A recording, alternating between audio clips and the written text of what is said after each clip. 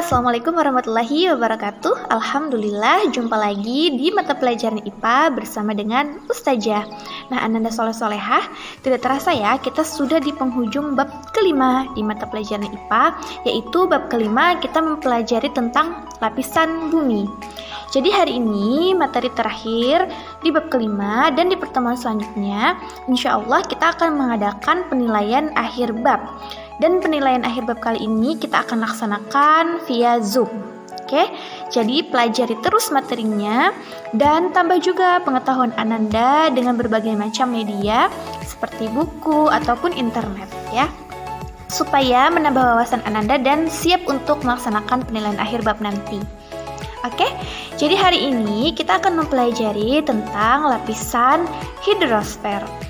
Sebelumnya, seperti biasa, siapkan diri Ananda terlebih dahulu, siapkan alat tulisnya, dan jangan lupa mengawali belajar dengan berdoa, agar selalu diberi kemudahan dalam belajar. Oke, sudah siap dalam belajar? Mari kita mulai belajar hari ini dengan sungguh-sungguh dan semangat belajar. Ananda, tujuan pembelajaran kita hari ini, setelah memahami materi yang Ustazah sampaikan, Ananda mampu menjelaskan karakteristik hidrosfer serta pengurangan resiko bencananya. Sebelum membahas materi, mari sama-sama kita simak dalil Quran surah Ar-Rum ayat 48, yang artinya, Allah, dialah yang mengirim angin, lalu angin itu menggerakkan awan, dan Allah membentangkannya di langit menurut yang dikehendakinya, dan menjadikannya bergumpal-gumpal. Lalu kamu lihat hujan keluar dari celah-celahnya. Maka apabila hujan itu turun mengenai hamba-hambanya yang dikehendakinya, tiba-tiba mereka menjadi gembira. Quran surah Rum ayat 48. Maha benar Allah atas segala firman-Nya. Ananda, Allah melalui Al-Quran sudah menerangkan tentang peristiwa-peristiwa yang terjadi di alam semesta ini. Salah satunya adalah peristiwa terjadinya hujan. Nah, hujan itu adalah peristiwa jatuhnya atau turunnya air dari atas atau dari lapisan atmosfer tadi ke permukaan bumi. Nah, peristiwa terjadinya hujan ini berkaitan sekali dengan lapisan hidrosfer yang akan kita pelajari pada hari ini.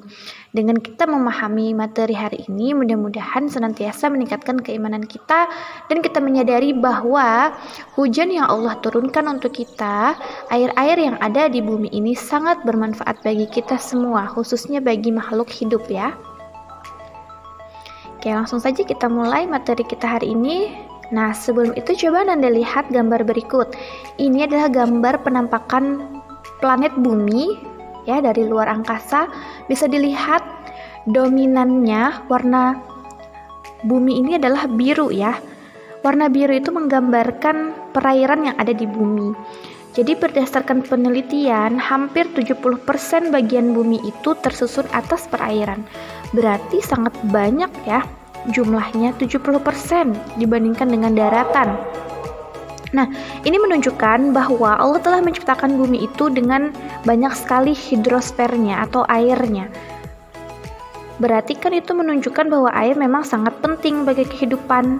Hampir semua elemen kehidupan itu memerlukan air untuk melangsungkan kehidupannya. Nah, jadi setelah kita menyadari ini, dan kita sudah tahu bahwa Allah menciptakan bumi ini dengan banyak sekali perairan dan air itu sangat bermanfaat bagi kita, maka kita harus banyak-banyak bersyukur dan tentunya kita gunakan air tersebut dengan bijaksana. Oke, kita masuk ke materi tentang hidrosfer. Pertama adalah pengertian hidrosfer. Hidrosfer ini berasal dari bahasa Yunani juga, yaitu dari kata hidros yang berarti air dan sphere yang arti daerah atau bulatan, atau bisa juga berarti selimut ya. Jadi hidrosfer ini adalah daerah perairan yang mengikuti bentuk bumi yang bulat ini. Artinya dia menyelubungi atau dia adalah bagian lapisan yang tersusun atas perairan. Perairan ini meliputi samudra, laut, danau, sungai, gletser, air tanah, dan uap air yang terdapat di atmosfer kita. Jadi seluruh bagian perairan itu masuk ke dalam hidrosfer. Nah, jadi di dalam bumi ini terdapat banyak sekali ya bagian-bagian yang tergolong hidrosfer itu.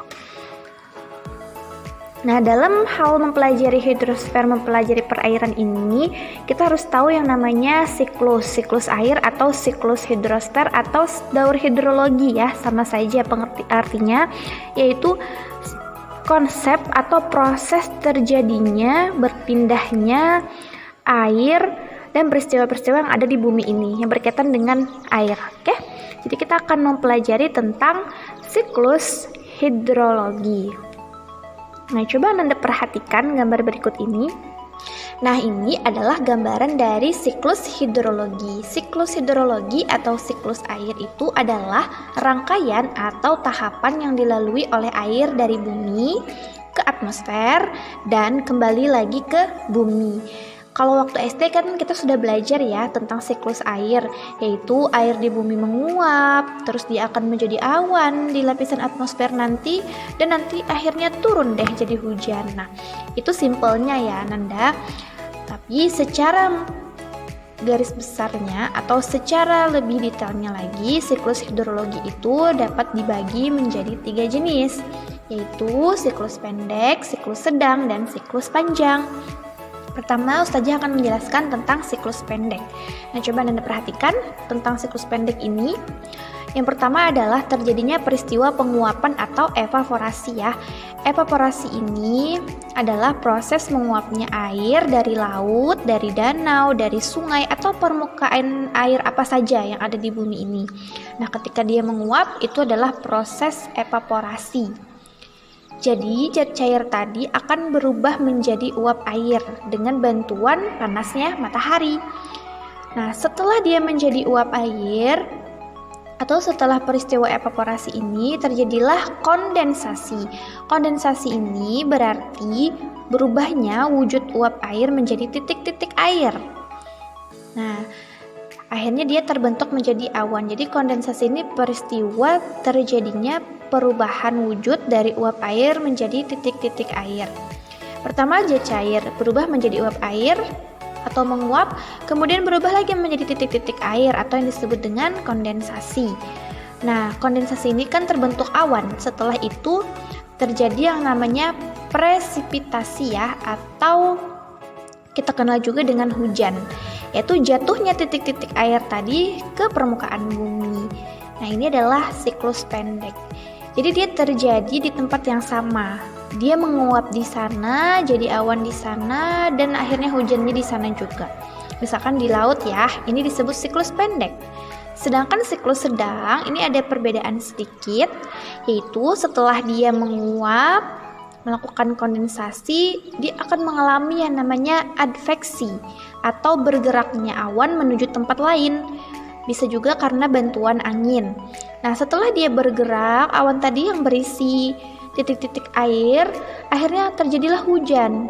Hujannya terjadi di daratan atau di tempat lain ya, bukan di permukaan air tadi. Nah, ini disebut dengan siklus sedang. Oke, mudah-mudahan bisa dipahami ya Ananda. Jadi kalau terjadi di tempat yang sama, hujannya di situ disebut siklus pendek, tapi ketika ada peran dari angin atau ada perpindahan dari awan tadi atau adveksi, maka terjadilah siklus sedang. Oke, selanjutnya siklus panjang. Nah, siklus panjang ini dia mengalami peristiwa tambahan ya. Peristiwanya itu panjang dibandingkan yang lain. Oke. Pertama, peristiwa evaporasi atau penguapan juga. Kemudian setelah evaporasi terjadilah kondensasi, pembentukan awan tadi dibawa oleh angin atau berpindah disebut dengan adveksi. Kemudian dia mengalami yang namanya sublimasi. Jadi sublimasi itu adalah perubahan wujud, yang mana di sini zat cairnya tadi atau air hujan tadi akan berubah menjadi es ya, atau kita sebut dengan salju. Nah, nanti ketika sudah selesai musim semi, maka terjadilah musim dingin dan terbentuklah salju. Itu yang disebut dengan siklus panjang. Jadi uap air yang ada di atmosfer itu bukan cuma dari air saja, tapi bisa menjadi versi padatnya atau yang disebut dengan es. Oke, selanjutnya. Nah, ini adalah secara keseluruhan ya dari siklus air tadi, yaitu air-air yang ada di sumber-sumber air, baik itu laut, baik itu air tanah dan sungai dan sebagainya, itu akan mengalami penguapan, akan mengalami pembentukan awan, kemudian akan turun kembali, bisa dalam bentuk air, bisa dalam bentuk salju. Ini secara garis besarnya ini adalah siklus air. Oke, selanjutnya ini adalah peristiwa yang terjadi akibat adanya lapisan hidrosfer di bumi kita, yaitu bisa membentuk yang namanya terjadi bencana banjir. Nah, banjir itu adalah keadaan di mana suatu daerah tergenang oleh air dalam jumlah yang besar.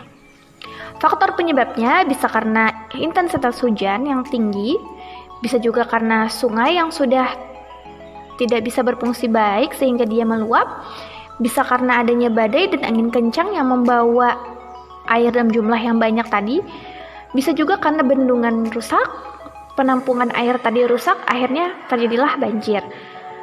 Bisa juga karena es dan salju yang mencair menjadi air. Nah, untuk dampaknya dari bencana banjir ini sangat berdampak sekali ya Ananda. Pertama dari faktor ekonomi karena bisa menyebabkan kerugian harta benda, kemudian kerusakan lingkungan, dan juga bisa berdampak bagi manusia dan hewan berupa penyakit ya, tempat tinggalnya juga hilang, atau bisa juga kehilangan nyawa atau jiwa. Nah, jadi ini adalah dampak dari bencana banjir. Sekarang Ustazah ingin menampilkan nih gambar peristiwa atau bencana banjir yang kemarin menimpa di daerah kita ya, yaitu di daerah Kabupaten Balangan ini. Kemarin kita sudah merasakan terjadinya musibah banjir di daerah kita. Dan ini hanya salah satu contoh saja Ananda, banyak juga daerah-daerah lain yang mengalami musibah ini. Nah, banyak sekali ya rumah orang yang tergenang banjir. Akibatnya juga banyak sekali kerugian-kerugian yang ditaksir atau yang diterima oleh orang-orang yang menjadi korban banjir tersebut. Nah, ada beberapa hal yang harus kita persiapkan. Mudah-mudahan tidak terjadi di tempat kita, tapi tidak ada salahnya kita mempelajari terlebih dahulu. Yaitu sebelum banjir, kita harus mengetahui sumber-sumber informasi dan pengumuman tentang banjir. Misalnya pengumuman dari pemerintah, daerah-daerah yang rawan banjir, dan lain sebagainya. Kemudian kita mengenali tanda-tanda banjir. Kemudian memeriksa saluran-saluran air yang khususnya di tempat tinggal kita ya. Pastikan tempat-tempat pengungsian dan penyimpanan barang dan sumber berharga jika terjadi banjir. Jadi kita sudah tahu nih, kita barang-barang apa yang harus diselamatkan segera ya. Kemudian buatlah rencana pengungsian, mempersiapkan perlengkapan darurat, dan pastikan semua anggota keluarga mengetahui tindakan pertolongan pertama. Kemudian memperhatikan rumah kita. Ya, ini adalah cara atau beberapa upaya sebelum terjadinya banjir yang dapat kita lakukan untuk meminimalisir resiko terjadinya kerusakan ataupun kerugian akibat banjir. Ada lagi tips selamat saat banjir melanda, yaitu yang pertama kita amankan dulu dokumen penting, hindarkan barang elektronik dari air, karena barang elektronik ini kan dia berkaitan dengan listrik ya. Listrik itu kan dia dapat dihantarkan oleh air. Jadi harus dihindarkan perabotan atau alat-alat elektronik. Kemudian siapkan alat siaga banjir seperti kelengkapan, obat-obatan, dan lain sebagainya. Mengamankan kendaraan dan barang-barang ke tempat yang lebih tinggi agar tidak terkena air. Dan kita pantau terus informasi akurat dan terpercaya supaya kita tahu apa saja yang terjadi dan kita bisa mengambil langkah-langkah selanjutnya. Kemudian laporkan jika air semakin tinggi dan kita bisa minta tolong kepada orang lain serta mengevakuasi diri. Oke, ini adalah cara kita untuk mengamankan diri, barang, orang lain pada saat terjadinya banjir. Kemudian ini adalah tips untuk mencegah terjadinya banjir. Sebenarnya kita sudah mempelajari ya untuk menjaga lingkungan ini, tapi kita harus selalu mengingatnya dan kita harus juga melaksanakannya. Nah, yang pertama adalah menjaga lingkungan sekitar. Jangan jadikan sungai atau selokan itu sebagai tempat pembuangan sampah. Kita juga melakukan program tebang pilih. Tebang pilih ini tidak semua pohon-pohon itu harus ditebang ya, tapi kita pilih pohon-pohon tertentu saja. Kemudian melakukan penanaman kembali atau reboisasi, membuat sumur resapan, menghindari pembangunan rumah di pinggir sungai, dan rutin membersihkan saluran air. Jadi ini adalah cara-cara kita untuk mencegah banjir. Nah, jadi Ananda, materi hari ini dapat kita simpulkan. Yang pertama, hidrosfer itu adalah lapisan bumi yang tersusun atas zat cair. Kedua, hidrosfer itu meliputi samudera, laut, sungai, danau, telaga, dan sebagainya. Ada lagi nih siklus hidrologi, yaitu meliputi siklus pendek, siklus sedang, dan siklus panjang. Banjir adalah keadaan di mana suatu daerah tergenang oleh air dalam jumlah yang besar. Resiko dan dampak banjir dapat dikurangi dengan berbagai cara sehingga kerugian dan kerusakan akibat banjir dapat diminimalisir. Nah, Nanda, alhamdulillah materi hari ini telah Ustazah sampaikan. Kita sudah mempelajari tentang lapisan hidrosfer. Ingat selalu pesan Ustazah, jaga kesehatan dan berusaha membantu ayah bunda di rumah. Pelajari selalu materinya, siapkan diri Ananda untuk penilaian akhir bab. Terima kasih atas perhatiannya dan jangan lupa kerjakan selalu ibadah-ibadahnya.